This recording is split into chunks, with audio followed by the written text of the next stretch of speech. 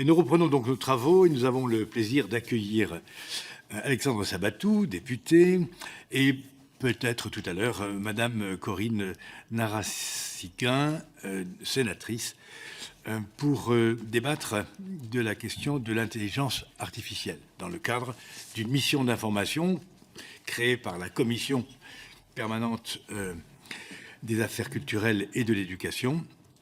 Mission d'information dont le titre est évidemment consacré au changement qu'induit l'irruption de l'intelligence artificielle dans le monde et dans les métiers et dans le domaine de la culture et évidemment aussi dans ceux de l'éducation et de l'enseignement supérieur. Donc, merci d'être parmi nous, chers collègues. Vous avez rédigé, dans le cadre de l'Office parlementaire des choix scientifiques et techniques, un rapport intitulé « ChatGPT et après ». Bilan et perspective de l'intelligence artificielle, et dont le contenu a retenu notre attention. Ce document est le fruit d'un long travail. Bonjour Madame la sénatrice, pardon, nous avons démarré. J'en prie, prenez place tranquillement. Donc ce document est le fruit d'un long travail engagé à l'été 2023.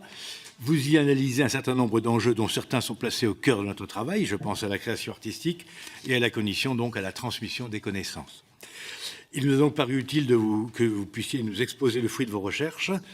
Et je voudrais commencer par Alors donc le principe, c'est vous avez 10 minutes de propos liminaires. J'essaierai de ne pas trop vous interrompre, mais au bout de 10 minutes, il faut laisser Madame la rapporteure, Madame Calvez, vous assaillir de questions. Mais j'aurais, moi, une question liminaire.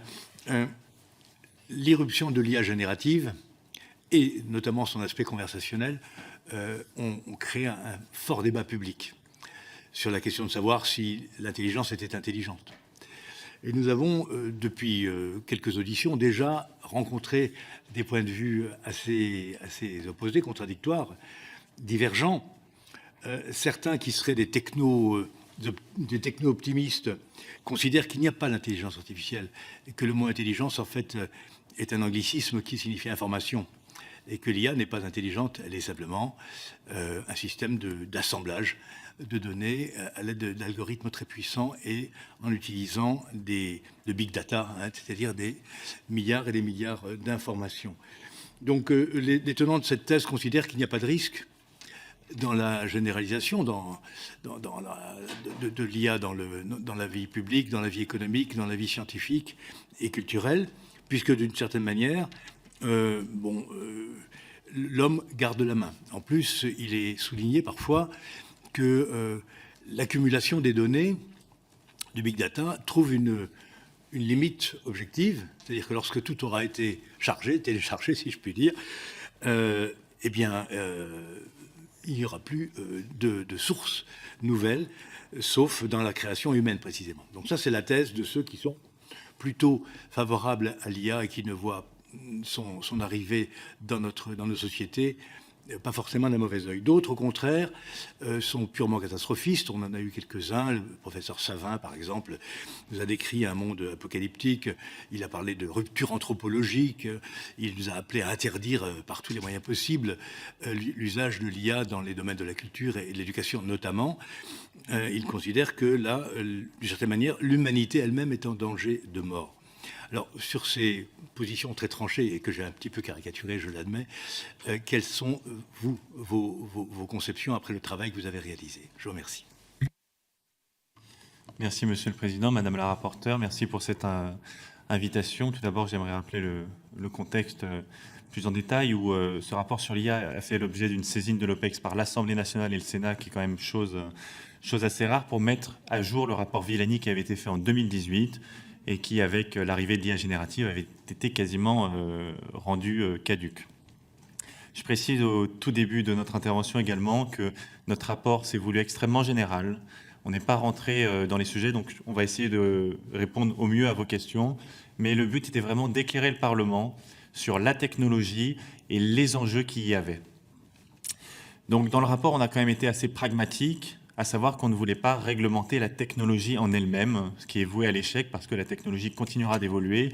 Et finalement, dans les premières boutures de l'IA Act, ils ont essayé de réduire, restreindre les capacités de puissance des choses qui n'avaient pas tellement de sens pour vraiment traiter le sujet. Et donc, une des grandes conclusions du rapport, ça a été de s'attaquer au sujet actuel et de réglementer les applications de l'IA, mais pas la technologie en elle-même. Et quand on pense aux applications qui posent problème, notamment, ce sont les deepfakes, les manipulations de l'opinion et tous les sujets culturels et d'éducation que vous avez amenés. Comme on ne va pas traiter les sujets, certaines conclusions, j'aimerais juste les rappeler que nous appelons, via ce rapport, ou même si nous étions 3 rapporteurs, 4 avant la dissolution, de partis différents, on a réussi à se mettre d'accord sur des grandes lignes directrices, à savoir favoriser une régulation internationale, voire mondiale, sur ce sujet pour éviter de bâillonner l'innovation de nos entreprises et pour éviter que nous accumulions un retard sur ce sujet, mais également développer la filière française de l'IA sur toute la chaîne de valeur. C'est-à-dire qu'aujourd'hui, ces dernières décennies, on s'est surtout appuyé sur la partie software, la partie applicative, sans se poser la question de la partie industrielle, de fabriquer justement ces cartes graphiques, ces woofers qui sont nécessaires à cette technologie pour que la France reste souveraine sur ce sujet. Également la mise en place de politiques publiques de l'IA avec des objectifs et des outils de suivi et d'évaluation, car ce qu'on a regretté lors de ce rapport, c'est de voir que l'IA était surtout utilisée comme un moyen de communication. On mettait IA pour faire beau, pour le mettre devant, mais finalement, souvent, ce n'était pas suivi d'effets. Également, défendre la place de la culture, des données françaises dans l'intelligence artificielle. Je pense qu'on y reviendra au cours de cette audition, à savoir pourquoi c'est quelque chose d'extrêmement important qu'on défende notre langue. Donc, comme je le disais, la culture et l'éducation sont 2 sujets que nous avons abordés lors de nos auditions, mais notre rapport se voulait très général pour comprendre la technologie et ses enjeux. Et le rapport n'a pas fait de conclusion vraiment sur les sujets des droits d'auteur que vous trouvez importants, et nous aussi, sur comment éduquer nos enfants. Mais on a eu des auditions, on en a parlé, donc on pourrait essayer de les partager avec vous. Monsieur le Président, avant de laisser la parole à ma collègue sénatrice et rapporteure, pour répondre rapidement à votre question sur l'éruption de l'IA générative, nous sommes plutôt IA optimistes, sans se voiler la face sur les dangers de l'IA, mais on est sur la ligne de Yann Lequin, qui est français et qui est un des papes de l'intelligence artificielle, à savoir que l'IA ne sera pas une IA générale qui prendrait le contrôle de l'humanité, comme on pourrait voir dans certains films de science-fiction. Mais je retiens une phrase il me semble que c'était Cédric Villani que vous avez auditionné il y a quelque temps, que j'ai trouvé très juste, à savoir que l'IA doit nous donner une réponse plausible, mais pas nécessairement une réponse correcte. Et je pense qu'ici, nous sommes tous familiers avec l'IA. Moi, un test que j'aime faire, c'est que si vous demandez à l'IA une capitale, les frontières d'un pays, elle sera capable de vous les donner. Elle sait chercher l'information et vous les fournir. Par contre, si vous lui demandez tout simplement « je voudrais une carte de l'Europe de telle année », avec le nom des pays dedans, et ben vous verrez une carte qui ressemble à l'Europe, mais foncièrement, vous verrez des noms de pays qui sont mélangés. Dans les Balkans, comme il y a eu par exemple beaucoup de changements de frontières, c'est vraiment un flou artistique complet. Et donc, c'est vraiment l'illustration du fait que l'IA est plausible, mais pas correcte, et finalement vous donne une réponse moyenne, une réponse moyennée, parce que c'est le cœur de l'intelligence artificielle connexionniste. Et on reviendra sur les différences d'IA si vous le souhaitez. Yann Lequin a exprimé, lorsqu'on l'avait vu, donc, qui est à la tête de l'IA chez Meta, c'est-à-dire Facebook, qu'on arrivait au niveau de la couche de granit. Les grandes avancées technologiques qui ont été faites dans l'IA générative ont été faites et que là on arrive sur du granit. C'est très dur de grappiller et d'avancer, d'améliorer vraiment les produits, et donc très loin du catastrophisme que vous avez mentionné. La vraie question est de savoir quelle est la place de l'humain et de l'IA. Nous pensons que l'IA est un outil, qu'il faut savoir s'en servir et qu'elle n'a pas vocation à remplacer l'humain, mais au contraire à l'accompagner et à l'augmenter selon les sujets. On ne doit pas se reposer sur ça, car on en verra notamment sur la partie éducation. Sinon, on délègue toutes nos fonctions cognitives à une machine et on devient une espèce d'idiocratie. Et je laisse la parole à ma collègue sénatrice. Merci, Monsieur le député. Monsieur le Président, Madame la rapporteure, merci pour cette invitation. Je vais simplement peut-être compléter ce que mon collègue député Sabatou vient d'exposer. On voit que l'IA évolue extrêmement vite, car en réalité, notre rapport a été publié en décembre 2023 et il y a déjà des évolutions, il y a déjà par certains aspects, il est déjà obsolète. Et donc, c'est peut-être ce qui est ce qui doit nous poser question, et en particulier sur les questions de la création, puisque c'est là où on voit aussi les bons technologiques qui sont assez considérables sur la capacité de l'IA aujourd'hui à produire des images, des vidéos, l'audio qui est de plus en plus difficile à distinguer de la réalité, alors qu'à l'époque où de notre rapport, on pouvait encore distinguer assez facilement des images produites par l'IA, parce qu'il y avait des gens avec 6 doigts et 3 bras, etc. Voilà, donc ça va très très vite. Et ça montre aussi effectivement sur l'approche de la régulation européenne qu'on a besoin finalement de revenir à ce qui avait été fait au départ. C'est-à-dire que tout l'IA Act avait d'abord été pensé sur la question de la régulation par l'évaluation des risques et la régulation des usages. Et puis, il y a eu un mouvement de panique quand il y a eu ChatGPT qui a débarqué. Et donc, ils ont amendé, finalement, tout le travail qu'ils avaient déjà fait sur l'IA Act. Et ils y ont ajouté ce que Alexandre Sabato disait tout à l'heure, des régulations qui étaient basées sur la taille des algorithmes, la taille des modèles, etc. Alors qu'en réalité, déjà, nous, quand on a fait on est allé notamment aux États-Unis avec les chercheurs notamment du NIST, à Washington, où ils nous avaient déjà expliqué qu'il y avait déjà des modèles plus petits dont on pensait qu'il y avait un risque tout aussi élevé qu'avec les modèles plus grands. Et puis, après la sortie de notre rapport, il y a eu l'IA chinoise qui est sortie avec encore une autre manière de calculer, de faire le biais génératif sur des modèles beaucoup plus petits. Et donc, on voit bien que c'est pas effectivement la voie de la régulation par la technologie ne peut pas fonctionner. Et donc, il va se poser cette question quand même au niveau européen de la capacité, et c'est peut-être là où il y a une petite divergence quand même entre les rapporteurs parce que on est d'accord sur le fait qu'il faut une gouvernance au niveau mondial et qu'on a besoin au niveau français de se préoccuper de la question de notre souveraineté et de la question de notre contrôle de la chaîne de valeur, mais on a aussi besoin vraiment de travailler au niveau européen sur cette question de la régulation et de comment la régulation européenne doit aussi être beaucoup plus agile pour pouvoir évoluer, pour pouvoir être à la fois très, très clair sur les principes et suffisamment souple dans son application pour pouvoir être efficace dans la maîtrise des risques sans bloquer l'innovation. Et c'est notamment les questions qui vont se poser sur les questions éducation et culture. Mais pas uniquement, sur le travail aussi. Vous avez des questions sur cette question-là, sur ces questions-là. Et donc, je crois que c'est vraiment cette question de l'agilité, le fait que le législatif, en général, est assez en retard quand il s'agit de réguler la technologie, et c'est encore plus criant avec l'IA, parce que c'est une technologie qui évolue extrêmement vite.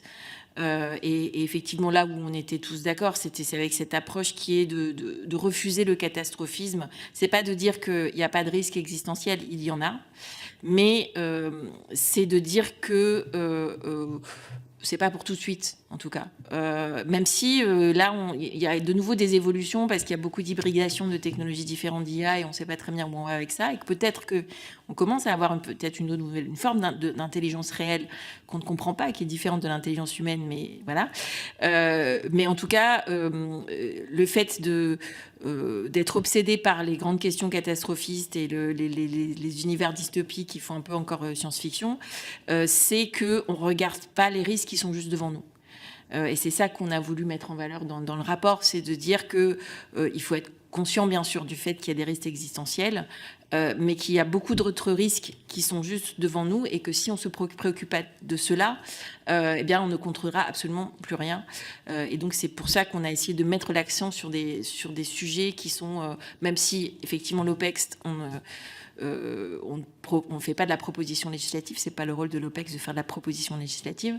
On a essayé de se concentrer sur la question de l'état de l'art et la question de la compréhension des risques et des opportunités aussi de l'IA qui sont, on va dire, plus immédiates et plus transversales. Voilà. Merci beaucoup. Je passe la parole à Madame la rapporteure. Pardon.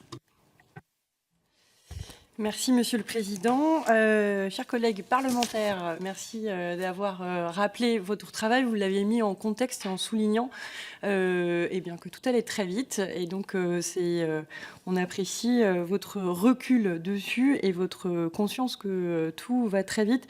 Vous dites qu'il ne faut pas réglementer la technologie, mais ses applications. Vous avez pu lors de vos travaux, évoquer l'éducation et la culture. Ce n'est pas forcément ce sur quoi vous vous êtes concentré. Mais aujourd'hui, au sein de cette mission d'information, je vais vous inviter à revenir et développer ce que vous avez pu voir dans vos travaux ou après, puisque le sujet étant tellement passionnant, j'imagine que vous l'avez bien suivi, même après le rendu de votre rapport en décembre 2023. Concernant ce que je qualifierais de l'amont du développement des modèles d'IA générative, c'est la question de la sélection, de l'utilisation des données qui parfois sont des œuvres, qui parfois ne sont que dans une seule langue ou dans plusieurs langues. Et c'est là où on voit poindre un paradoxe, c'est que d'un côté on a envie que les données, les œuvres qui sont celles de notre histoire culturelle, que ce soit française, européenne ou on va dire occidentale plus globalement, soient dans les IA génératives, et en même temps se pose la question du respect du droit d'auteur, avec l'autorisation et la rémunération que cette propriété intellectuelle demande. Selon vous, aujourd'hui, quel est le respect ou non du droit de la propriété intellectuelle par les développeurs d'IA ? Comment répondre à ce paradoxe d'être présent, mais aussi de garantir cette propriété intellectuelle ? Vous avez mentionné, Monsieur Sabatou, spontanément la question de la langue. Quelles sont, d'après vous, les initiatives heureuses qui permettraient de répondre à ce paradoxe et plus précisément, comment réformer, encadrer mieux l'IA, alors pas la technologie mais ses applications, pour respecter le droit d'auteur, mais aussi contribuer à la diffusion des œuvres et de notre culture.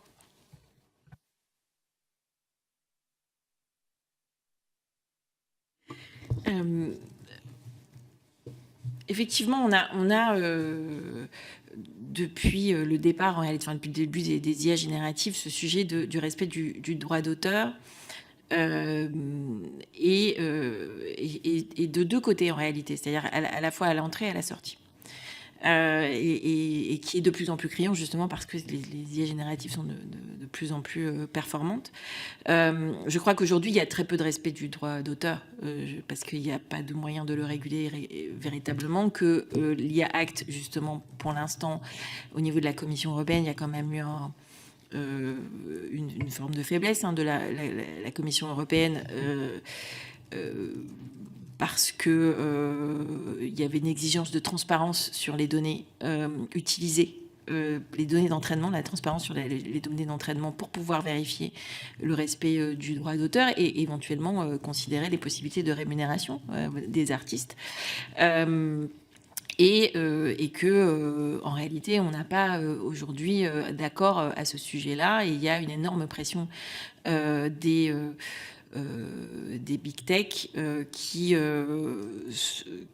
sont de nouveau extrêmement fortes depuis la présidence de Donald Trump, parce qu'il y avait une petite volonté de régulation avec la présidence Biden qui commençait à se mettre en place avec une conscience quand même sur ces questions de création, de protection des créateurs de contenu. Et notamment, il y avait eu déjà des grèves aux États-Unis, etc., sur ces questions-là. Mais aujourd'hui, on voit bien que l'Europe est la seule... le seul espace organisé politique où on a une volonté de régulation qui est exprimée, et on est un peu seul et on a du mal à résister aux pressions de l'industrie sur ce sujet-là. Il y a dans votre questionnaire, vous mentionnez une proposition de loi qui a été déposée au mois de décembre, là, très, très récemment, à la suite d'un rapport sénatorial. C'est pas dans la bonne direction, il me semble, cette volonté de considérer que, justement, puisque de toute façon il n'y a pas de transparence, tant qu'on n'arrive pas à faire la transparence, c'est peut-être un moyen de pression intéressant. Je ne sais pas si sur le long terme c'est vraiment la bonne solution, mais en tout cas c'est un moyen de pression intéressant de dire que puisque on n'a pas la transparence, eh bien on va considérer que a priori, par défaut, on va considérer que il y a des données propriétaires qui ont été utilisées et que le droit d'auteur n'a pas été respecté et que donc il faut une forme générale de rétribution pour les artistes. Je crois que c'est pas une question nouvelle en réalité, parce que la question du plagiat, la question elle est pas nouvelle. La question de l'utilisation des œuvres depuis qu'on a de la numérisation, c'est une question qui est assez globale. Il y a eu justement la question de la licence globale qui avait été évoquée il y a quelques années, déjà à partir de la question des contenus numériques, avant même la question de l'IA générative. Je pense qu'il faut y revenir. Il faut de nouveau réfléchir à cette question des licences globales. Mais quand nous, on a fait nos auditions, c'était encore à un état très exploratoire. C'est-à-dire qu'il y avait une évaluation des problématiques et pas encore vraiment de pistes très sérieuses mises sur la table pour réguler, parce qu'il y a... il y a beaucoup de complexité à ce sujet et de questions, je pense, de rapport de force politique en réalité. J'ai vu que c'était... Qu'est-ce qu'il y a, alors c'est plus d'un point de vue de l'information, mais il y a un pays nordique, je crois que c'est peut-être le Danemark, où toutes les... j'ai vu ça il y a quelques jours dans la presse, toutes les organisations de presse se sont mises ensemble pour faire pression face aux plateformes américaines. Donc avec une forme de lobbying unitaire au niveau national, un réseau national, pour se mettre ensemble, parce que ce qu'il y a, c'est que on sait que les big tech, elles agissent d'autant plus facilement qu'elles font pression de manière indépendante sur différentes entités. Et donc là, il y a une question aussi effectivement de comment est-ce qu'on s'organise, comment on organise au niveau national et au niveau européen, pour pouvoir résister et qu'on ne laisse pas aussi les pouvoirs politiques seuls face à ces questions-là, qu'on essaie aussi d'organiser au-delà uniquement de la Commission européenne, mais au niveau des pays, au niveau des groupements d'artistes, etc., qui peuvent être tous ceux qui peuvent être intéressés. Je pense que c'est là où il y a une question de rapport de force pour pouvoir obtenir cette question de la transparence sur les données d'entraînement. Et après s'opposera une autre question qui est la question de la propriété intellectuelle sur les œuvres qui sont créées et à qui elles appartiennent.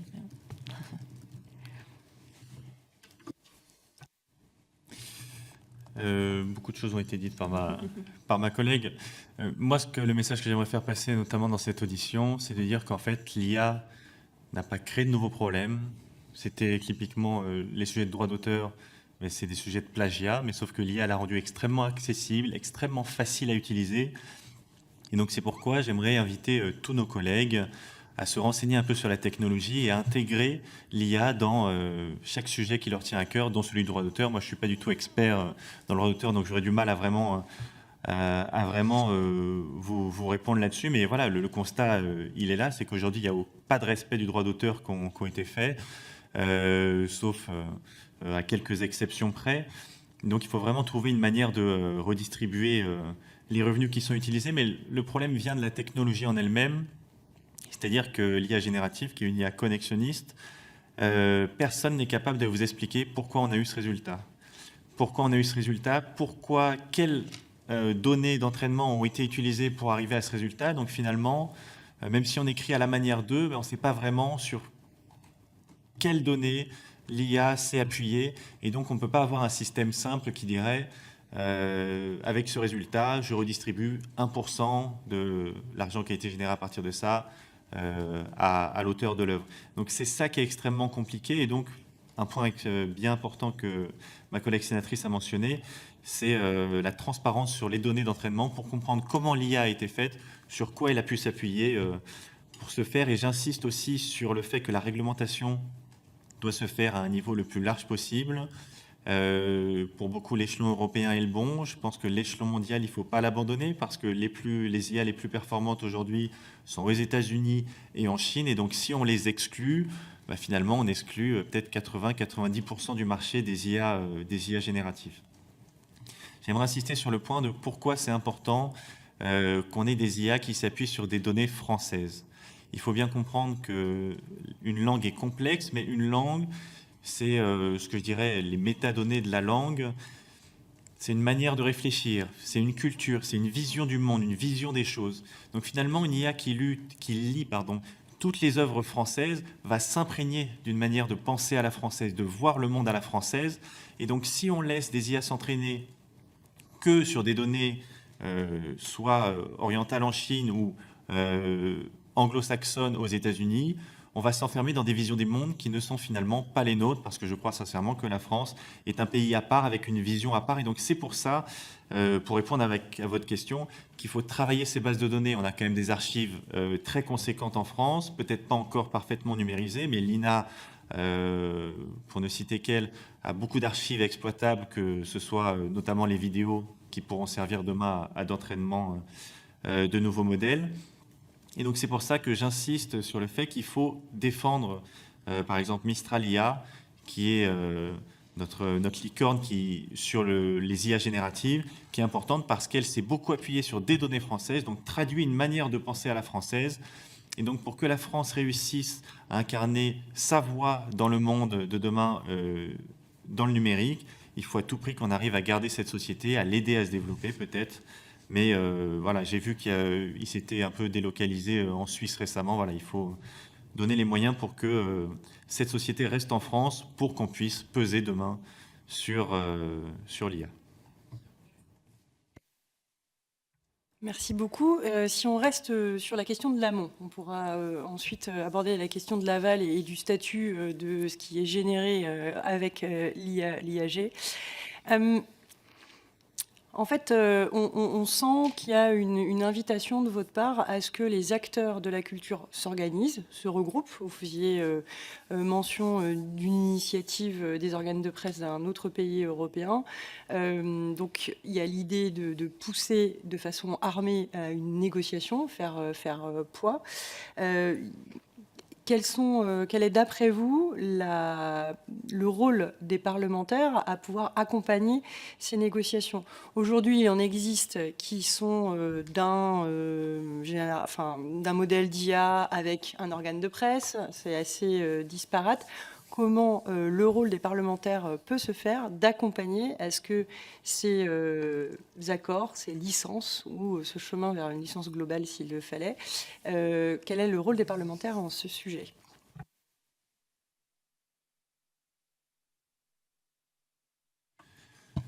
Le rôle des parlementaires, enfin moi du moins c'est comme ça que j'envisage mon mandat, c'est de porter les sujets, être la voix de nos citoyens. On représente la nation et non pas simplement nos circonscriptions. Et donc ces sujets, il faut s'en emparer, il faut discuter avec eux pour justement légiférer dans le bon sens. Encore une fois, sans bloquer la technologie, parce que la technologie, elle arrivera, et si on la bloque trop chez nous en France, elle se développera ailleurs, et du coup on n'aura pas d'acteurs, et on va utiliser les technologies étrangères, mais c'est également se renseigner sur leur situation pour voir comment on peut les accompagner et aussi quelle place de l'IA on aurait dans le monde de la culture, comment on s'en empare. Dans les questions, vous avez posé par exemple la question du doublage. L'IA apporte une solution, mais un risque également parce qu'elle pourrait remplacer ces acteurs. Mais sauf qu'un acteur, ça ne fait pas que lire un texte.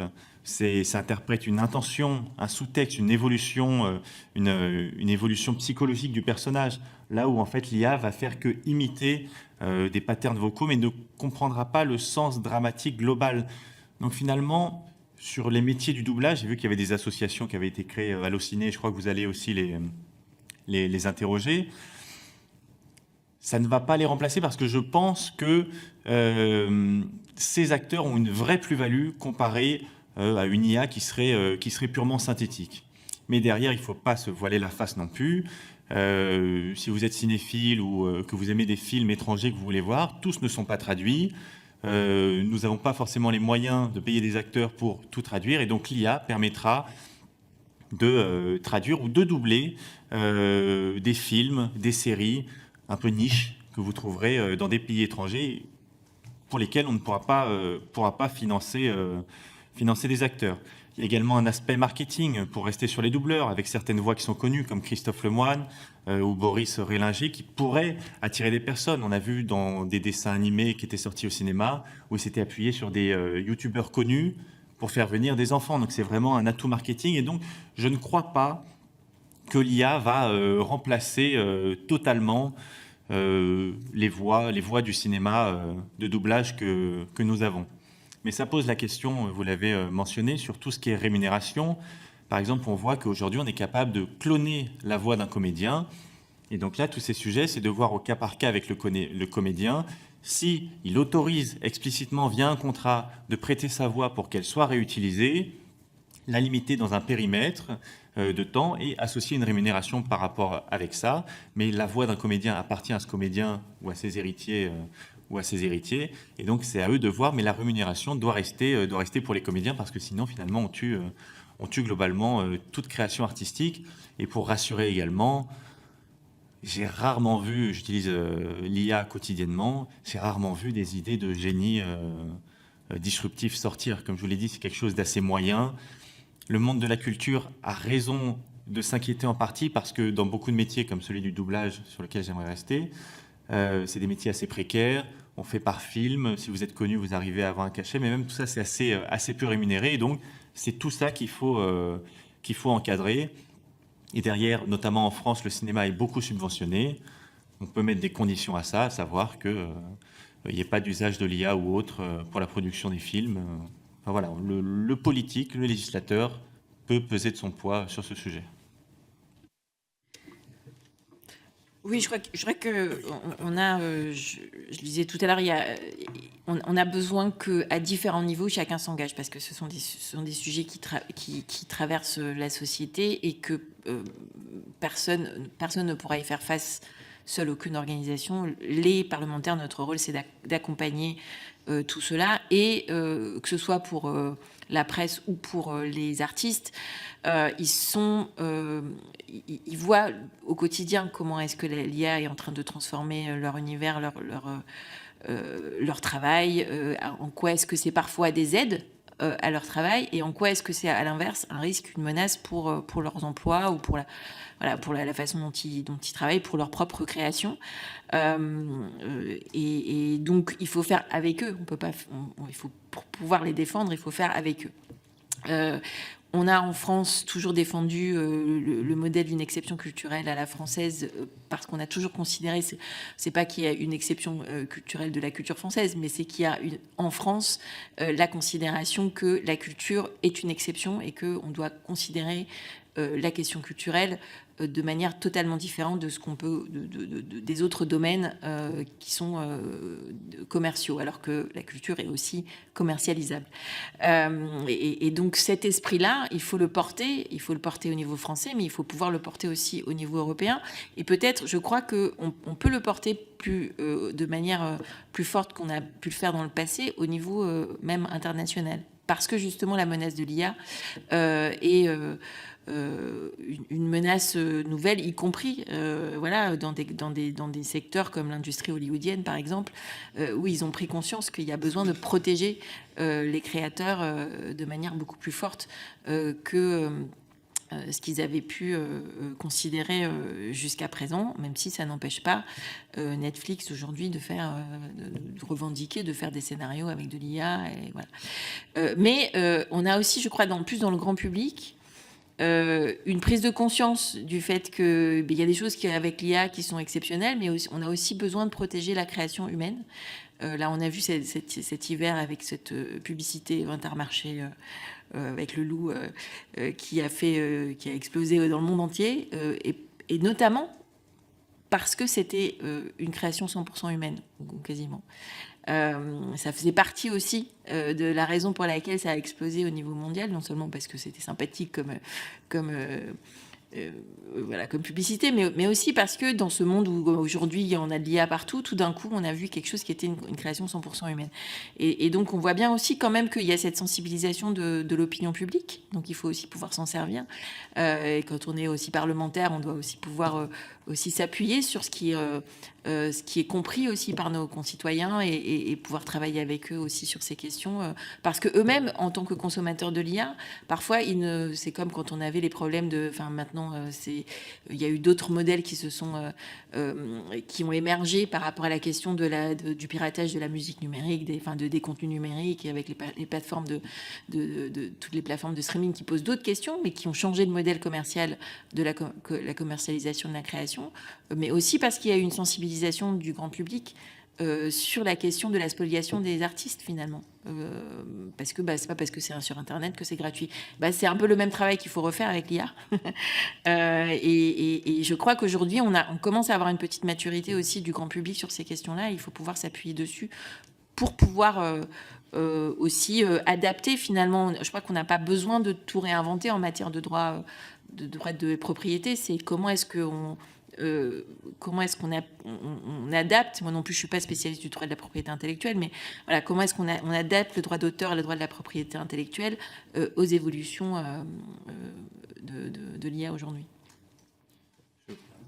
Monsieur le Président, je peux rebondir très rapidement. Oui, c'est vrai, par rapport à ce que vous avez dit, chers collègues, sur la grève qu'il y avait eu à Hollywood. Et l'exemple du streaming est intéressant parce que je me souviens que ça avait fait beaucoup parler, fait beaucoup couler d'encre, parce que ça revoyait tout le système financier de comment était vue la musique. Mais il faut, de la même manière, pour l'IA, il faut voir que ces changements peuvent être une opportunité pour les petits. Par exemple, j'ai noté, et je ne le savais pas, mais ça facilite l'essor des petits artistes. Aujourd'hui, par exemple, Jules ou Angèle s'étaient fait connaître via des plateformes de streaming ou via des vidéos sur Internet, ce qui n'aurait peut-être pas été possible dans le modèle ancien. Et donc, il faut faire attention en tant que législateur à ne pas défendre un système qui n'aurait peut-être plus de sens avec la nouvelle technologie, où l'IA pourra peut-être aider des personnes qui ont un peu de génie mais peu de moyens, rendre accessible le fait qu'ils puissent produire quelque chose, se faire connaître et derrière devenir peut-être créateurs, vidéastes de demain. Car encore une fois, l'IA ne crée pas le talent, mais permet au contraire d'amplifier et ça bénéficiera surtout à ceux qui ont cette petite singularité qui font qu'ils ont du talent et que ça marchera. Donc, il faut faire attention à ça, mais la vraie question, et je pense qu'on l'a bien compris là, c'est de voir comment on adapte le système de rémunération pour que personne ne soit lésé, qu'on arrive à faire perdurer ce système tout en permettant à des petits de s'en sortir et d'y entrer. Un autre rebond, pour reprendre l'expression parlementaire, à propos de la gouvernance ou de la régulation. Nous, parlementaires, c'était le cas ce matin aussi avec deux autres sénateurs, nous nous préoccupons, au fond, de la sauvegarde du modèle culturel français et de l'exception culturelle française à travers l'IA. Pour essayer d'en distinguer les aspects positifs pour la production artistique, car il y a des aspects positifs, mais également pour essayer d'éviter les écueils principaux que cela représente, notamment pour les artistes eux-mêmes et pour tous les professionnels des arts. De même, nous y viendrons le moment venu, s'interroger sur la question de la fonction enseignante à l'ère de l'IA, générative et conversationnelle. Bien, ça c'est ce que nous faisons en tant que parlementaires français. Tout à l'heure, vous rappeliez, Madame la sénatrice, qu'au niveau européen, on a un IA Act, qui est un peu, comme dirait Salvatore Dali, une montre molle, quoi. C'est-à-dire que c'est de l'européen, quoi. Donc c'est assez mou. On le voit pour la question agricole en ce moment, je ferme la parenthèse. Mais qui a intérêt à réguler? C'est-à-dire, nous, Européens, nous avons cette sensibilité, parce que nous avons une culture du droit et une culture aussi de la culture, c'est-à-dire de la production de l'esprit, de l'ingéniosité, de la créativité. Nous ne sommes pas les seuls, bien sûr, au monde. Mais croyez-vous que la Chine et que les GAFAM veuillent être régulés? Est-ce qu'au fond, en appeler à une régulation mondiale, puisque c'est le terme que vous avez utilisé tous les deux, ne relève pas un peu de l'utopie?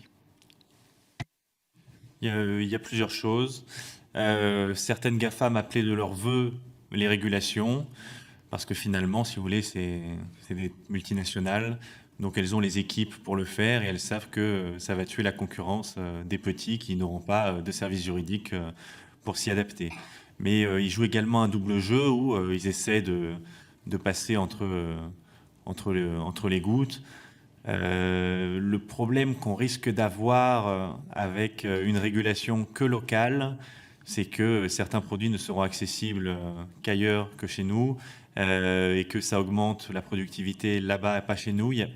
C'est extrêmement compliqué. Enfin, il y a vraiment un juste milieu à trouver. Par exemple, on parlait du milieu du cinéma. On a un cinéma français. Je pense qu'on est capable localement de dire comment se passe la rémunération, qu'est-ce qu'on met en avant, avoir une vraie identité sur ce sujet. Par contre, sur la gouvernance mondiale, c'est compliqué. Ça va être un rapport de force, mais si on est assez à peser, sinon à quoi ça sert l'ONU, à quoi ça sert l'OMC? Enfin, l'OMC est un mauvais exemple pour le coup. Mais ce que je veux dire, je pense qu'il faut essayer parce que on risque de prendre du recul. Et il y a des blagues sur Internet qui sortent où les Américains sont très bons pour développer, nous on est très bons pour réguler, mais finalement il n'y a rien qui sort. Donc j'insiste sur la prudence, il faut trouver le juste milieu. Ça ne veut pas dire qu'on doit soutenir le Far West américain ou chinois qui ne respecte rien. Enfin, je pense qu'on ne veut pas un crédit social à la chinoise avec des caméras reconnaissance faciale à tous les coins de rue. Il y a un juste milieu à trouver. Oui, je pense qu'entre la Chine et les États-Unis, on a deux modèles déjà complètement différents en réalité, parce que la Chine, ça reste un pays autoritaire, et donc il y a d'autres formes de régulation, c'est-à-dire que ils autorisent des usages que nous on considère complètement non éthiques, mais c'est parce que eux, ils y voient leur intérêt d'un point de vue politique dans un régime autoritaire. Par contre, je pense qu'il y a d'autres usages. Eux, ils ont des régulations assez fortes par rapport à d'autres usages.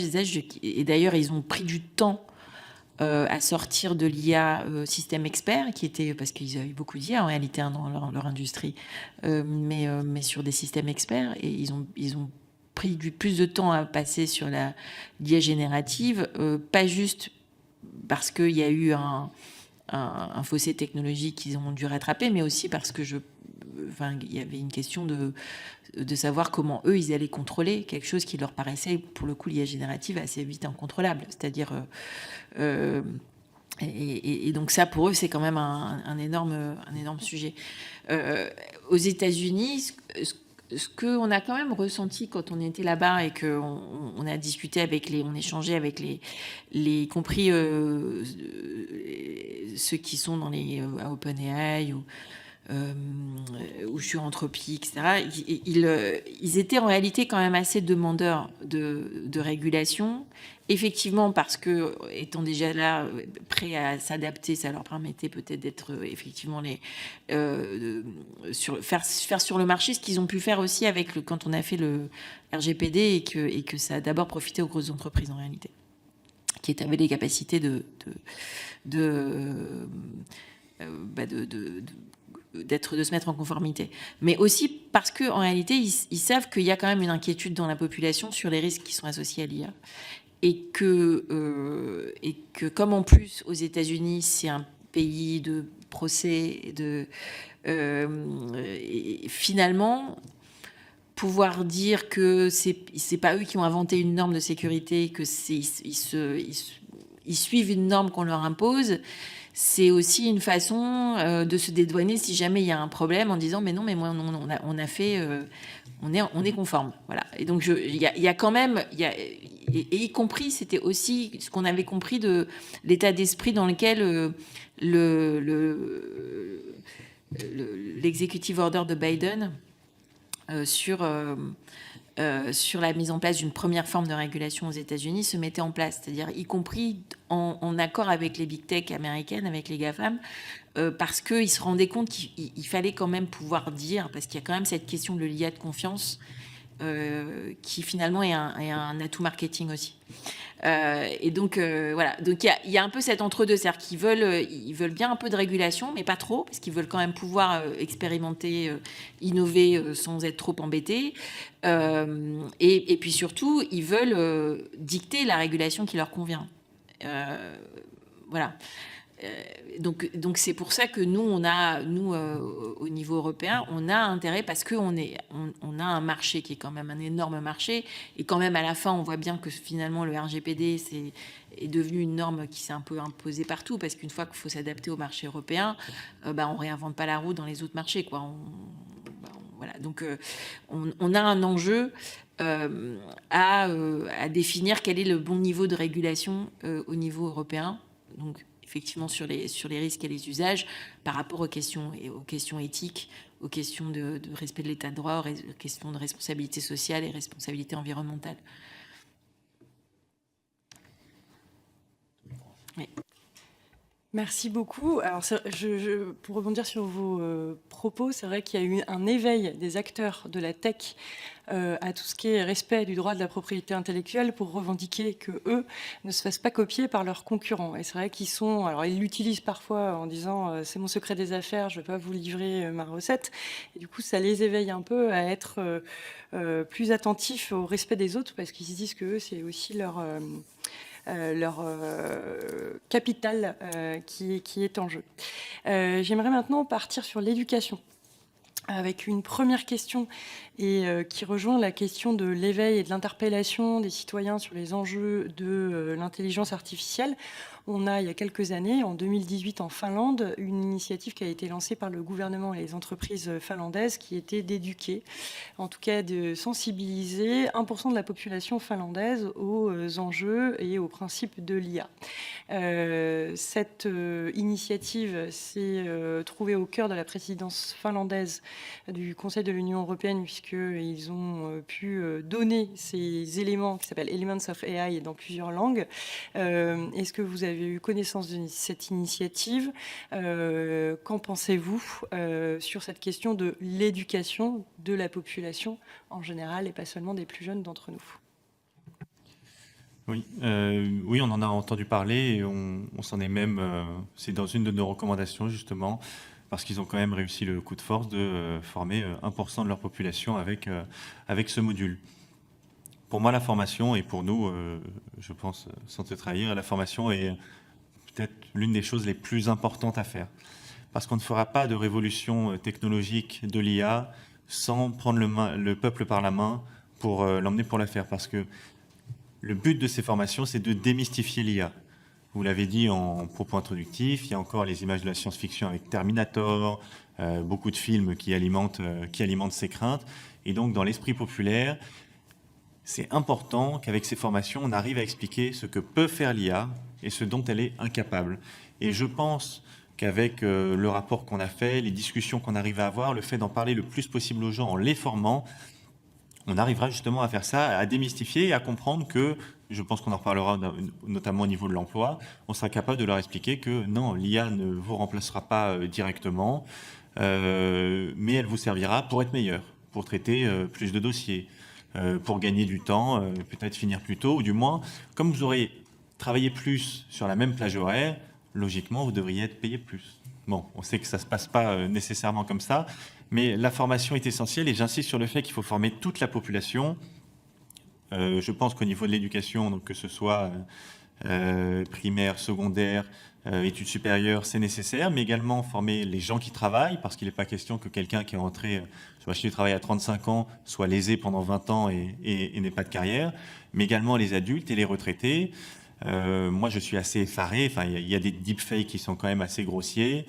Bon, sans vouloir me mettre à dos toutes les vieilles personnes de France, mais les mêmes parents qui nous expliquaient attention à ce que vous voyez sur Internet sont les premiers à m'envoyer des montages assez grossiers pour me dire c'est vrai. Et donc, c'est pour ça que j'insiste qu'il faut accompagner toute la population pour prendre du recul et pour éviter tous les effets des informations qu'on connaît et les possibles ingérences étrangères qu'il peut y avoir, notamment au niveau des élections. Donc, la formation, c'est vraiment le maître mot.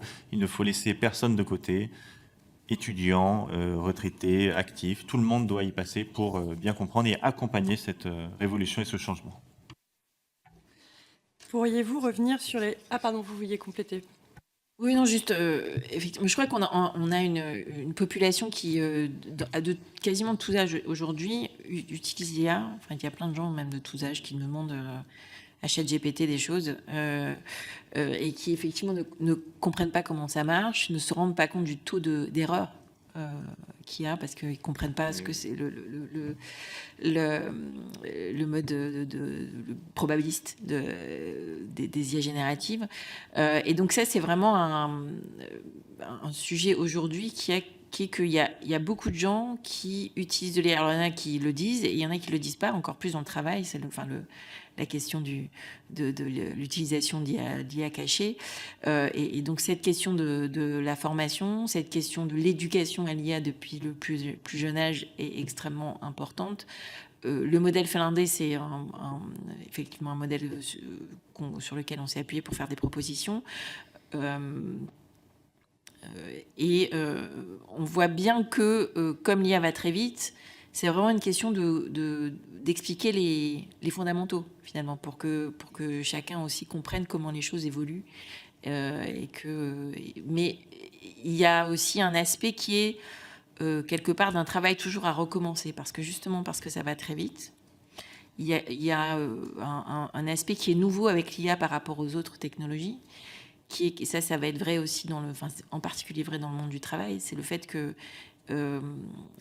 il y aura quasiment des mises à jour de formation à faire de manière régulière. Il y a des choses à repenser de manière très régulière. On a fait des recommandations aussi sur la question du dialogue social. Mais c'est pas comme quand on fait une grande réforme du travail, quand on a fait, la réforme des 35 heures. On a fait des grandes conférences sociales pour voir comment on réorganise le travail avec les 35 heures.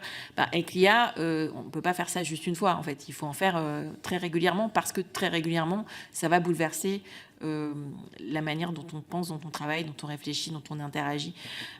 Et donc ça, c'est quelque chose de très nouveau aussi, auquel on n'est pas encore préparé en réalité. C'est le fait que c'est de la formation continue à toutes les générations et pour longtemps.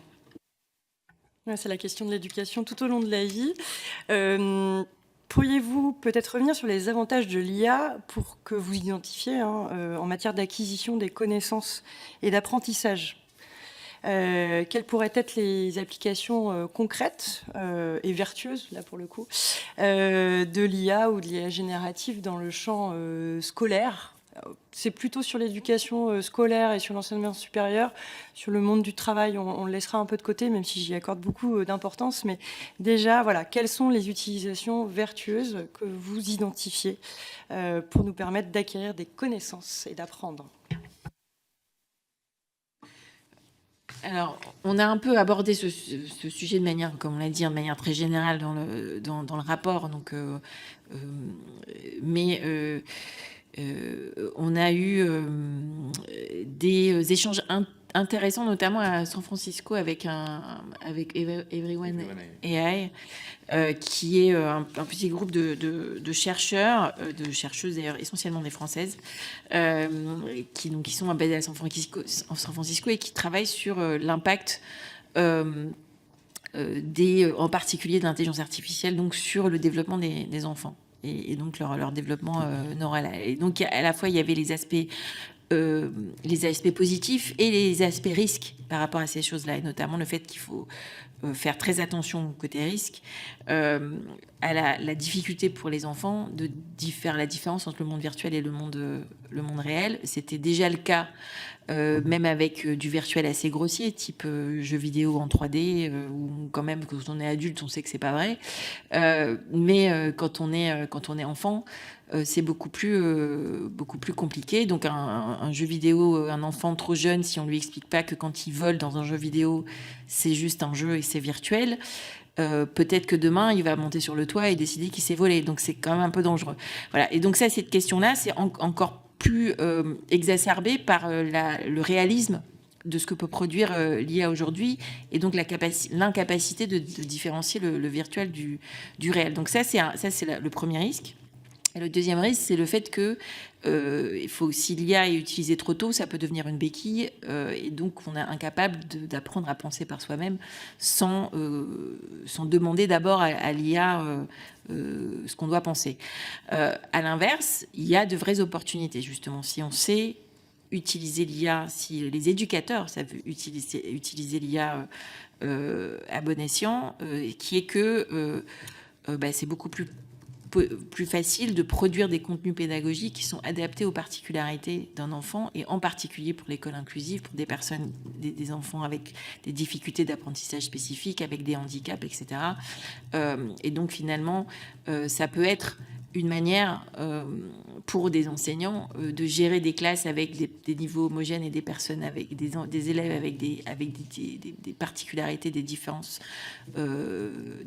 importantes en termes de capacité d'apprentissage, et de produire plus facilement des contenus pédagogiques adaptés. Mais ça veut dire aussi un enseignant qui sait enseigner et qui sait ce dont l'enfant a besoin, et qui donc demande à l'IA de l'aider à produire de manière beaucoup plus rapide des contenus pédagogiques. Donc on en revient toujours à cette question de l'IA générative, qui est le problème essentiel, c'est que ça sert, c'est très utile quand on a déjà soi-même une expertise et qu'on sait quoi demander à l'IA, et qu'on sait contrôler le contenu, la qualité du contenu qui est produit. Donc c'est ce qui veut bien dire que l'IA est une aide, mais l'IA ne pourra pas remplacer l'acquisition d'une expertise humaine pour pouvoir utiliser correctement l'IA. Pour compléter, je vous invite vraiment à auditionner Everyone AI, c'est très intéressant, parce qu'en fait, ils travaillent avec des gens qui sont psychologues et qui voient les étapes de développement de l'enfant. Et voilà, ce qu'elle expliquait, c'était avec les casques VR, en fait, on pouvait être au fond de l'océan avec une baleine qui passe à côté. L'enfant avait pensé qu'une baleine pouvait vraiment voler, entre guillemets, à côté d'eux, ou qu'eux pouvaient être au fond de l'océan. Donc c'était très intéressant de ce point de vue-là. Mais aussi, ils expliquaient que parfois, vous voyez, sur certaines applications d'apprentissage de langue, entre autres, les mécanismes de récompense n'étaient pas forcément placés au bon endroit. Et ne vous facilitez pas vraiment l'apprentissage de la langue, et que c'était juste, vous envoyez des trucs à l'écran pour vous éblouir, mais finalement, ça ne vous aidait pas vraiment. Le point essentiel pour moi, et la vraie opportunité, c'est le fait que l'IA pourra devenir un professeur particulier et à diminuer les inégalités. Tout le monde est à l'école républicaine, on apprend tous ensemble, mais sauf que quand on est à la maison, les inégalités reprennent, avec des parents qui sont capables de passer du temps avec leurs enfants pour les aider à comprendre, faire des exercices à côté, et ceux qui sont un peu laissés pour compte. L'IA, au contraire, pourra être là, adapter les contenus, les rythmes, mais aussi les supports aux besoins individuels. Ça sera vraiment pas un cours qui est adapté à tout le monde, mais vraiment adapté à votre personne. On parle souvent du système éducatif en disant les laissés pour compte qui ne sont pas capables de suivre, dont la méthode n'est pas adaptée. L'IA permettra ça. Ça pourra faciliter l'accès au savoir en reformulant des notions complexes. Parfois, on ne comprend pas avec la première, mais au bout de la troisième fois, où on m'a expliqué 3 fois la même chose en multipliant les exemples, et peut-être que c'est plus clair. Et l'IA, à l'inverse de votre père ou votre mère, est beaucoup plus patiente aussi, parce qu'elle n'a pas d'autre chose à faire, et donc ne sera pas énervée qu'un enfant repose N fois la question. Chose que tu as très bien dite aussi, faut éviter la béquille. Et donc là, c'est Daniel Handler, on vous donnera, si vous voulez, les coordonnées, philosophe un peu mathématicien, qui lui nous expliquait sa manière de voir les choses qui me semble était très intéressante, à savoir qu'il faut séparer les apprentissages, le lire, écrire, compter, mais aussi tout ce qui développe votre raisonnement, votre manière de penser, de l'utilisation de l'IA. L'IA est là pour soutenir, mais n'est pas là pour remplacer, parce que si vous n'êtes pas capable d'avoir une pensée construite, l'IA pensera pour vous, mais finalement, vous n'aurez rien dans la vie de tous les jours, vous serez vraiment dépourvu. Et donc, ce qu'il conseille, c'est vraiment d'avoir 2 types de cours en parallèle. Un où vous êtes seul avec votre crayon et votre papier, à répondre à des questions, montrer votre manière de raisonner, et un autre où vous pouvez vous appuyer sur l'IA pour avancer. Vous venez d'aborder la question de l'IA en dehors de l'école. Est-ce que vous iriez jusqu'à dire que l'IA à l'école, plutôt non, mais plutôt oui, pour plus de personnalisation et de suivi et de réduction des inégalités à l'extérieur? Non, je ne pense pas. Je pense que les professeurs doivent être formés pour apprendre, parce que je peux mettre 5 personnes différentes devant une IA. On n'aura pas les mêmes résultats, parce qu'une IA, il faut savoir lui parler, comment lui demander les choses, et c'est l'art du prompt. Et ça s'apprend. Et donc, je pense que les professeurs devraient être là pour aider les enfants, les élèves, à savoir comment prompter pour avoir les solutions à leurs questions. Nous saluons l'arrivée de Rodrigo Arenas, membre de la commission, et très versé sur les questions éducatives. Donc je suppose qu'il aura des questions. Juste pour compléter là-dessus, je suis d'accord avec ce que vient de dire Alexandre Sabatou. Le problème, c'est qu'il faut aussi d'abord former les enseignants, et qu'aujourd'hui, on a quand même quelques petits problèmes de moyens dans l'éducation nationale déjà pour pouvoir faire fonctionner l'école. Puis moi, je suis dans un département, la Seine-Saint-Denis, où on a un sujet de moyens insuffisants en général pour l'éducation nationale. Et donc, là, on voit bien que l'IA va être un révélateur et un amplificateur des inégalités déjà existantes, en réalité, par rapport à cette question de l'appropriation de l'IA à l'école.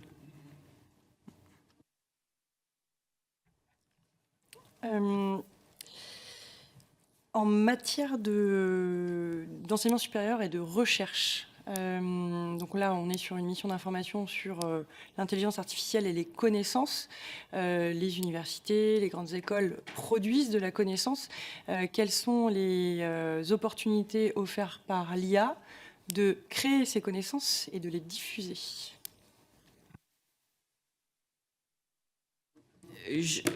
Dans le monde de la recherche, l'enseignement supérieur, enfin de la recherche en tout cas, il y a moins d'inquiétude en réalité aujourd'hui par rapport à la question de l'IA. C'est-à-dire qu'il y a une question évidemment aussi d'appropriation des outils, mais enfin il y a une expertise et une maturité qui fait que justement l'intégration de l'IA dans la recherche est finalement plus facile et moins inquiétante, parce que je crois que les risques sont aussi mieux maîtrisés, parce que par ailleurs il y avait déjà des utilisations de l'IA avant l'IA générative, beaucoup déjà dans la recherche, notamment dans la santé, dans l'imagerie. Enfin il y a beaucoup de domaines où il y avait déjà des IA spécialistes, des IA systèmes experts, IA apprentissage neuronal, etc., qui faisaient déjà partie du quotidien des chercheurs et dans l'enseignement supérieur. Et donc la migration vers l'IA générative demande une adaptation, mais qui se fait, je crois, plutôt bien aujourd'hui. La question va être sur les générations qui viennent, et parce que l'IA générative étant, comme on l'a dit, connexionniste, et donc privilégiant les raisonnements inductifs, on a quand même besoin dans la recherche fondamentale et en général dans la recherche aussi de continuer à développer les raisonnements déductifs. Et donc la question de la prévalence de l'IA générative, en tout cas dans sa forme actuelle, on ne sait pas comment elle va évoluer, pose un petit peu quand même question sur l'impact que ça va avoir à terme sur la manière dont on fait avancer la recherche. Mais disons que je crois qu'il y a globalement une conscience assez élevée de ces problématiques dans le domaine de la recherche aujourd'hui. Je veux bien éventuellement compléter ma réponse et vous donner l'occasion. C'est par rapport à la diffusion aussi, avec les fausses informations ou les fausses sources qui peuvent citer des articles de recherche qui n'existent pas. Donc, quelle opportunité, mais aussi quel risque pour la diffusion de la connaissance scientifique. Question importante. Je réponds d'abord à votre première question. Pour moi, c'est vraiment une opportunité, parce que vous l'avez dit justement, il y a un travail de recherche de sources. Maintenant, je réponds directement à votre question en fait. Là, ces problèmes de sources inventées viennent souvent d'IA générative généralistes. Là, on pourrait imaginer, il me semble que c'est déjà le cas, Il y a des chercheurs qui travaillent pour répertorier dans une IA spécialisée, générative spécialisée, sur un corpus de données avec toutes les publications dans Nature, etc. Et donc là, ça sera factuel. Même les IA aujourd'hui, vous pouvez leur demander la source. Elles sont capables de vous les fournir si vous les demandez. Donc, à partir de ce moment-là, si vous cadrez suffisamment la demande, il ne devrait pas y avoir de problème d'où vienne la donnée. Mais justement, l'IA va servir parce que vous savez qu'aujourd'hui, les publications, il y en a énormément, alors qu'avant, c'était très ciblé sur une technologie. Maintenant, dès qu'on arrive à modifier un tout petit peu une molécule, il y a une publication qui est faite. Et donc, si vous êtes chercheur en chimie ou je ne sais quoi, pour rattraper 1000 publications, vous n'avez pas le temps de tout lire, même si vous lisez que l'abstract. Et donc, l'IA permettra de faire le tri, vous dire lesquelles sont importantes pour vous aider justement à avancer dans votre travail. Et ça, c'est quelque chose qu'on ne voit pas, mais qui prend énormément de temps aux chercheurs. Mais ça les aidera aussi, je pense à AlphaFold, qui a permis de gagner l'un des derniers prix Nobel, qui permet de modéliser et de prédire. Et donc, quand vous êtes un chercheur, votre temps est contraint, vous ne pouvez pas faire toutes les expériences que vous pouvez. Et bien, avec des logiciels d'IA spécialisés comme ça, vous pouvez modéliser, prédire, et ça vous dira quelle expérience vous devriez faire pour limiter le taux d'erreur et vous permettre d'avancer plus vite et vers les pistes les plus prometteuses. Mais également, l'IA, vous le savez, ça permet l'analyse de données massives. Et donc, avec ça, il y a certains... Voilà, j'avais noté quelques aspects, par exemple sur la génomique, l'astronomie. Il y a énormément de données à traiter. Et l'IA permet cela, et donc vous permet d'avancer et de vous concentrer sur les sujets qui vous intéressent. Pour rester un peu sur le plan de la question éducative, parlons de l'enseignement supérieur, de l'enseignement supérieur, du point de vue des étudiants, donc pas de la recherche. Si on voit que dans l'enseignement scolaire, le professeur demeurera central dans les acquisitions et dans la transmission des connaissances, ne serait-ce que pour enseigner aux enfants à se servir et à comprendre l'intelligence artificielle ou à rédiger des prompts, donc des questions permettant de s'en servir intelligemment. Donc la question n'est pas trop l'enseignement scolaire que celle de l'enseignement supérieur. Dans un livre récent, le docteur Alexandre et M. Babot, ils ont intitulé leur livre « Ne faites plus d'études ». Bon. Et ça s'adressait aux étudiants. Ils parlaient même de génération sacrifiée en considérant que l'université, dans ce mode d'enseignement, était un modèle totalement obsolète. Et qu'un étudiant, donc capable de maîtriser ChatGPT, par exemple, ou un agent conversationnel génératif, etc., pouvait très bien se passer d'aller au cours et qu'il pouvait s'auto-cultiver, s'auto-instruire. Qu'est-ce que vous en pensez? Est-ce qu'on peut acquérir de la culture grâce à l'intelligence artificielle générative en se passant d'un professeur à l'université? On a auditionné M. Laurent Alexandre. Il aime bien les coups d'éclat. Je pense qu'il exagère beaucoup pour faire parler. Et en ça, je le remercie parce qu'au moins, il ouvre le débat et on se pose ces questions. Pour utiliser l'IA régulièrement, quand on sait quoi lui demander, on arrive à avoir des réponses. Mais parfois, c'est un peu flou. Et je pense que c'est arrivé à chacun d'entre nous. On le corrige. Et après, il dit « Ah oui, c'est vrai, vous avez raison. » Bon. Quand on est un étudiant seul devant sa machine, c'est compliqué de savoir vraiment ce qu'il en est. Moi, je pense qu'aujourd'hui, ce n'est pas possible de remplacer le professeur parce qu'il connaît sa matière, il sait comment l'amener de manière pédagogique, dans quelle direction. Une IA, finalement, n'a pas de programme, ou alors il faudrait vraiment la travailler, n'a pas de programme pour vous faire apprendre étape par étape. Quelle base il faut apprendre avant pour maîtriser, pour comprendre ça. Comment y revenir, ce qu'un professeur est censé savoir faire avec pédagogie. Donc voilà, moi je ne suis pas aussi inquiet que lui. Oui, non, ça serait quand même assez inquiétant si on devait uniquement se confier l'enseignement supérieur aux IA génératives, y compris si elles s'améliorent et qu'elles produisent moins d'erreurs. C'est-à-dire qu'au fur et à mesure, elles commencent à devenir... le taux de fiabilité augmente petit à petit, mais elles continuent à faire beaucoup d'erreurs. Mais surtout, parce que la qualité de l'IA générative dépend de la qualité des données sur lesquelles on les entraîne. Il y a quand même un sujet. Je vois pas très bien comment on peut devenir...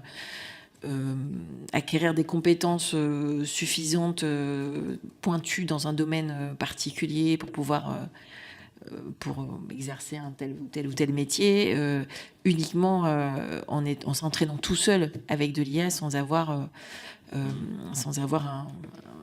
expert. L'IA, ça reste uniquement un outil qui doit venir aider, appuyer, faciliter le travail d'un enseignant. Mais ça ne peut pas remplacer aujourd'hui des enseignants.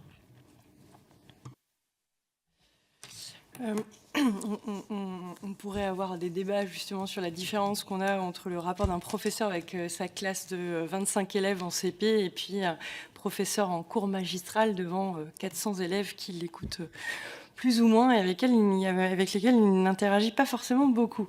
Mais je voulais revenir sur des expérimentations. On a dans le questionnaire mentionné l'Alpha School qui est à Austin. Je ne sais pas si vous avez eu l'occasion de regarder, mais l'idée c'est de consacrer 2 heures aux matières classiques, aux fondamentaux de la lecture, des mathématiques, qu'ils étudient avec des logiciels DA, et le reste de la journée, c'est plutôt sur des connaissances pratiques ou des compétences telles que l'esprit d'entreprendre, la prise de parole en public. Alors, c'est une école qui se développe à San Francisco, Miami, etc. Il y a un élève scolarisé à l'Alpha School d'Austin depuis 4 ans qui a ainsi déclaré « On n'est pas freiné par ses camarades ou parce que le professeur enseigne. Que vous inspirent ces nouvelles méthodes pédagogiques ?» Je ne connaissais pas, hein. J'avoue que j'ai découvert l'école, j'ai regardé très rapidement. Bon, moi, ce que je note quand même, c'est que c'est un peu une niche, hein. J'ai vu que le coût annuel de la scolarité était entre 40 000 et 75 000 $, donc ça ne s'adresse vraiment pas à tout le monde, et donc ça s'adresse globalement à une minorité très favorisée, avec un environnement familial structurant et un fort capital culturel. Donc, c'est clairement pas un modèle qui est duplicable en masse. Lire, écrire, raisonner, et compter, ce ne sont pas des compétences que l'on acquiert par optimisation logicielle. Et ça a l'air quand même très tourné, mercantile, je dirais. Sa prise de parole.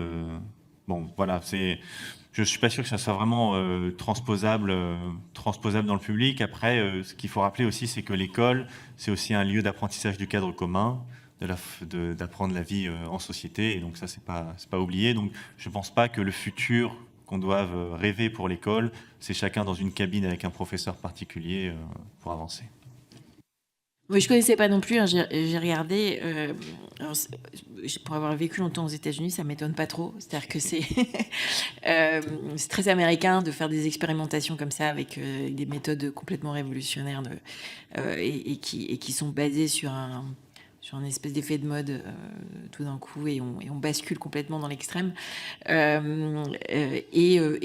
les coûts sont élevés, mais ils sont assez moyens finalement par rapport à beaucoup d'écoles privées aux États-Unis en réalité. Hein, c'est le coût de la scolarité. Quand on ne paye pas beaucoup d'impôts, voilà. Non, en réalité, c'est assez effrayant d'en arriver là et de considérer que c'est la voie du futur, surtout justement quand on sait le taux d'erreur que font des IA aujourd'hui, déjà de considérer que 2 heures uniquement par jour sur tous les savoirs fondamentaux, ça suffit, et qu'en plus on peut faire ça par une IA, et quand on sait que justement les IA sont capables de dire beaucoup de bêtises, c'est assez effrayant.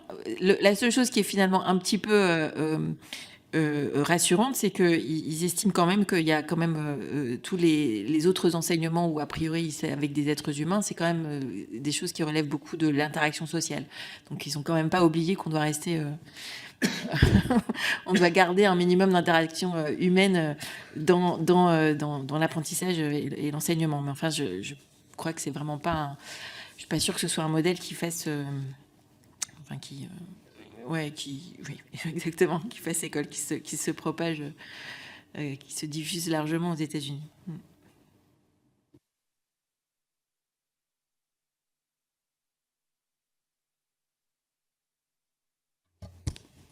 Bonjour à tous, bonne année à tout le monde, évidemment. Meilleurs vœux. Merci de votre présence.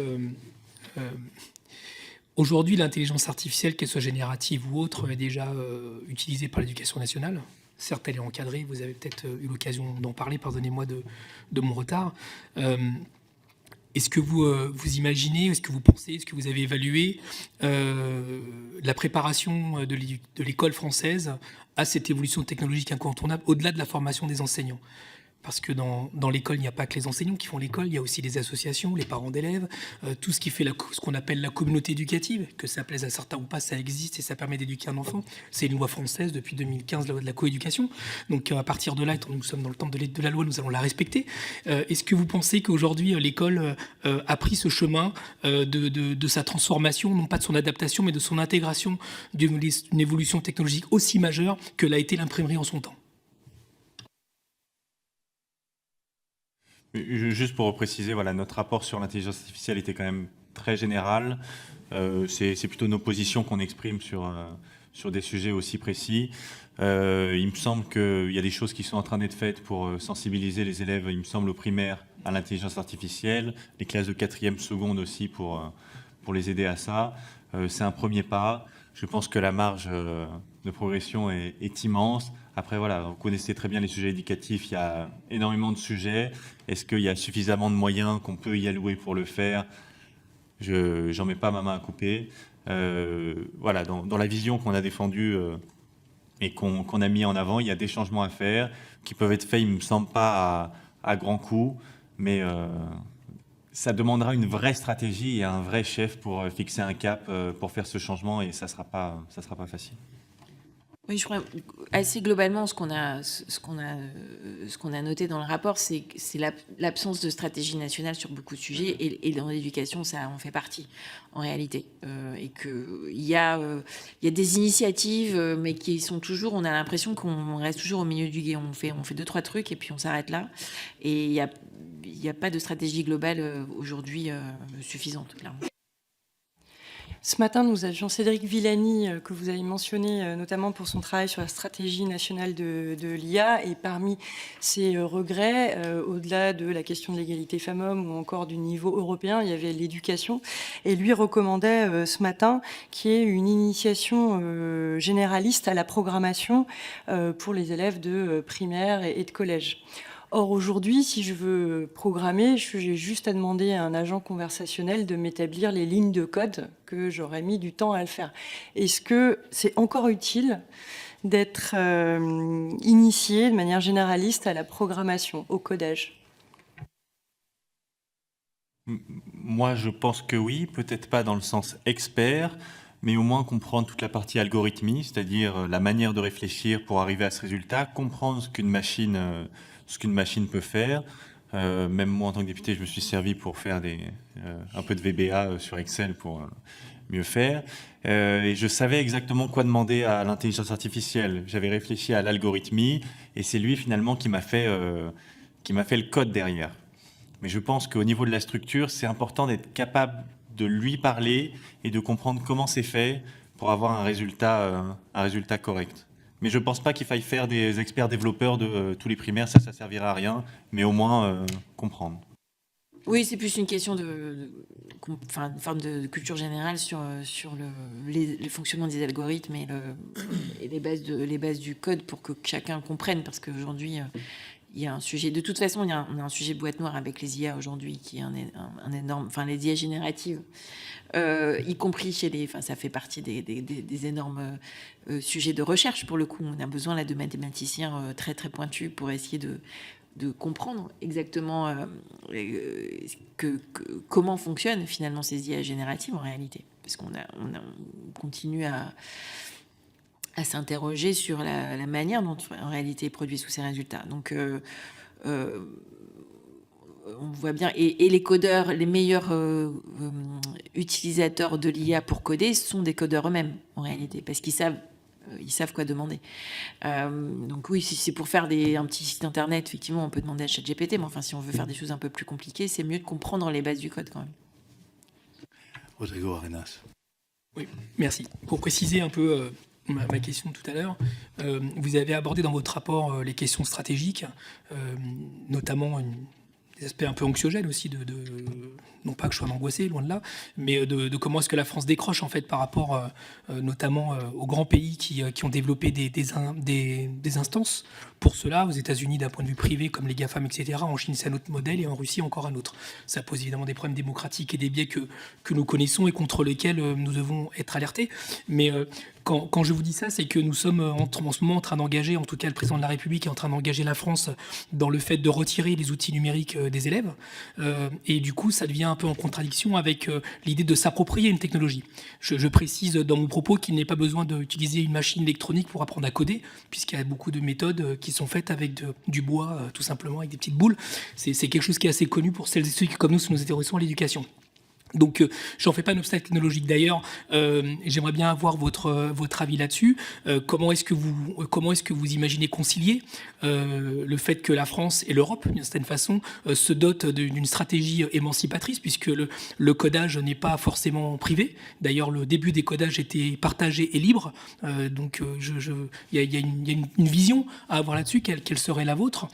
Ensuite, voir comment est-ce que vous imaginez ça dans un cadre géopolitique plus large, puisque le président Trump a dit clairement que si la France mettait en place de sanctionner les GAFAM en mettant par exemple un couvre-feu comme numérique, eh bien nous aurions des sanctions économiques inhérentes. Donc comment est-ce que vous imaginez ce développement en France, au niveau européen peut-être? Comment vous imaginez en fait que nous, d'un point de vue éducatif, nous dotions d'outils autonomes dans ce contexte très agressif dans lequel nous nous trouvons, puisque même notre grand serveur OVH est dans l'incapacité aujourd'hui de faire face par retard justement à ces grands monstres numériques qui ont été produits ces 20 dernières années.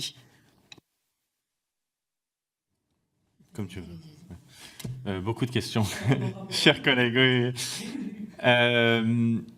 Non, vous avez mentionné des points très importants, notamment avec les notions de conflit. Et donc là, on rejoint nécessairement les questions de souveraineté.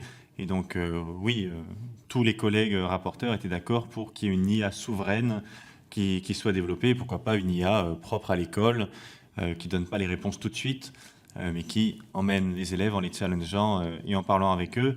Et donc, on l'a mentionné au début de l'édition, mais notre vision pour la France, c'est que la France soit présente sur toute la chaîne de valeur de l'intelligence artificielle, de la construction des microprocesseurs jusqu'au développement des applicatifs, pour ne pas subir la pression des Américains si on voudrait taxer les GAFAM notamment.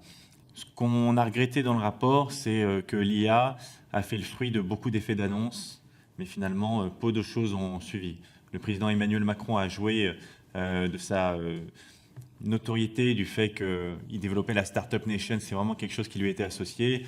Et donc, à chaque fois, il parlait d'IA, mais en travaillant le rapport, on a remarqué que finalement, dès qu'un projet était lancé, il n'était pas suivi. Et donc, il n'y avait pas de suite. Et donc, c'était juste finalement des effets d'annonce. Et que malheureusement, ça montre les contradictions que vous avez montrées en disant qu'on retire les effets numériques des enfants. Et derrière, on leur dit qu'il va falloir apprendre avec de l'IA. Donc voilà, les contradictions. Oui, par exemple, justement sur cette question d'enlever les outils numériques, c'est vraiment la politique de l'annonce plutôt que de chercher quel est le bon équilibre en réalité. Parce qu'il faut à la fois, il y a une vraie question sur l'addiction aux écrans, sur la dépendance maintenant à l'intelligence artificielle et le fait que si c'est une utilisation non maîtrisée à un trop jeune âge, que ça devient un problème. Aussi de développement intellectuel pour les jeunes. Et donc la question, c'est pas d'interdire totalement. La question, c'est de savoir à quel moment est-ce que à l'école, on a aucun accès aux écrans et à quel moment on a un accès qui est accompagné, qui est éducatif, etc. Donc ça, c'est vraiment... c'est toujours c'est vraiment la question du bon équilibre, en réalité, qu'on a posée. Et sur cette question stratégique, il faut faire au niveau français, il faut faire aussi, bien sûr, au niveau européen, sur la question des data centers, de la maîtrise des données et la différence, on a parlé tout à l'heure des données protégées par la propriété intellectuelle, mais il y a toute la question des données, de qu'est-ce qui relève des données publiques et comment est-ce qu'elles doivent être aussi accessible. On a aussi la régulation européenne sur ces questions-là. Il y a la question, effectivement, des applicatifs open source aussi. Et donc, comment est-ce qu'on favorise aussi le développement des applicatifs open source qui permettent à un plus gros écosystème d'acteurs différents de développer des IA, de développer des applicatifs et qu'on soit le moins dépendant possible des grosses compagnies américaines ou chinoises. Donc ça, c'est vraiment... et là où on a besoin de vraies pensées stratégiques, de vraies politiques stratégiques, c'est et au niveau français et au niveau européen. Au niveau européen, on a conscience des problèmes, mais on a toujours beaucoup de difficultés à développer une vraie politique. C'est-à-dire qu'on est capable au niveau européen de pointer le doigt, de pointer tous les sujets sur lesquels on doit s'améliorer, mais après, il n'y a pas vraiment les politiques ne suivent pas. Et au niveau français, malheureusement, ça a beaucoup été le cas aussi, parce qu'il y a aussi un côté, et on l'a vu au début de l'année, après le sommet de l'IA, ici, en France, le sommet sur la sécurité, il y a eu beaucoup d'annonces, y compris d'annonces de gros budgets à mettre dans le développement de l'IA et dans une maîtrise des risques. Mais on a compris en réalité que ce qu'on faisait, c'est qu'on demandait à ce que le privé investisse là-dedans plus que le public. Et donc ça peut pas fonctionner. C'est-à-dire qu'on ne peut pas demander au public de tout faire, mais on ne peut pas non plus demander au privé de tout faire. Les pays qui s'en sortent le mieux sont ceux qui trouvent les bonnes dynamiques de partenariat public-privé avec un vrai pilotage stratégique. On a des acteurs en France, on a l'INRIA qui aujourd'hui essaie de se positionner pour être un vrai acteur stratégique, que l'INRIA devienne pour l'intelligence artificielle ce que le CNES peut être pour le spatial ou le CEA pour l'énergie atomique, mais on ne met pas les moyens. C'est-à-dire que là, sur les discussions budgétaires, ils en sont à mendier quelques milliards d'euros. Hein. C'est dramatique. C'est vraiment dramatique.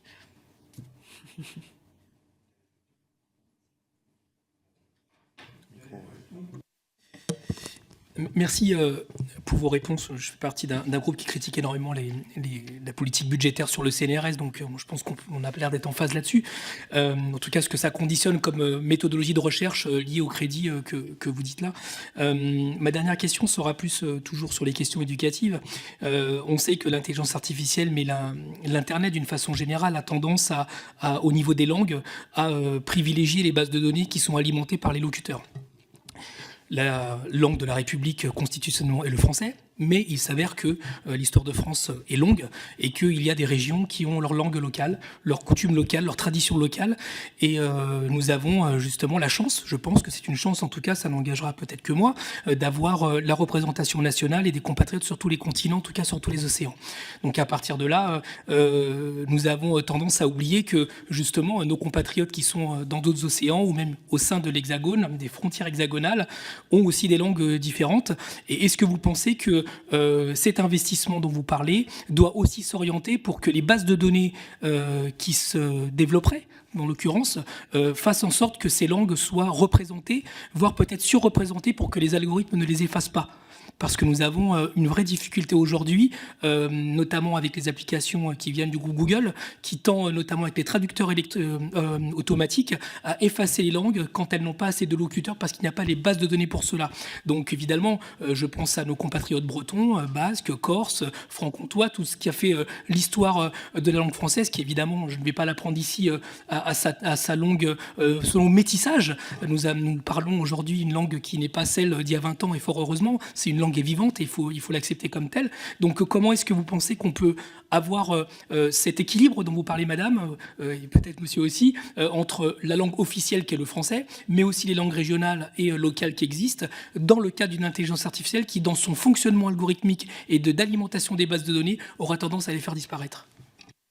Alors, on n'a pas travaillé spécifiquement sur la question des langues, oui, des langues régionales.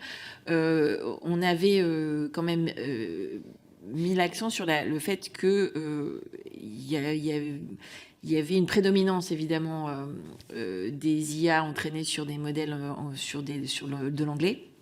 sur différents types d'anglais d'ailleurs, mais sur de l'anglais, enfin, beaucoup américain évidemment, et que donc il y avait un enjeu et pour faire pour que l'Europe s'assure que la diversité culturelle européenne soit bien représentée aussi dans le développement de l'IA, et que c'était aussi un facteur parce il y a quand même un risque d'uniformisation accélérée qu'on connaît déjà depuis un moment, mais d'uniformisation accélérée sur le modèle culturel anglo-saxon américain à travers l'IA et à travers la domination des IA américaines. Et donc, même si maintenant on a la concurrence des IA chinoises, mais et donc il y a quand même cette question de développer les bases de données avec des données qui sont effectivement des données de qualité dans toutes les langues européennes sur lesquelles entraîner les IA.